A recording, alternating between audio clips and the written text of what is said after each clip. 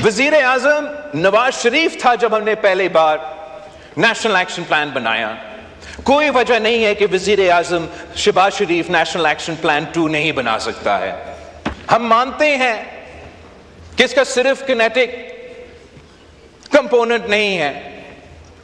जब peoples party के दौर में हमने दहशतगर्दी का मुकाबला किया तो हमने उस वक्त डायलॉग, डिटरेंस और डेवलपमेंट का पॉलिसी दिलवाया।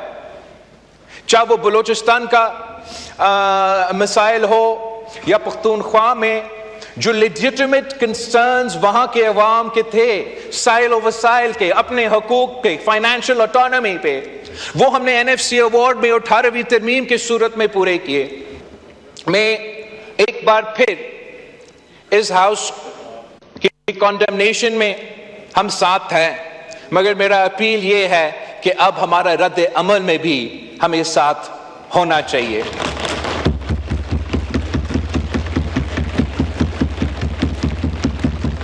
और उम्मीद है कि तमाम सियासी जमातें अपना पूरा कोशिश करेंगे कि हम ये टारगेट हासिल कर सकते हैं। वैसे जनाब स्पीकर, मैंने सदर पाकिस्तान की तकरीर पे बात करना था।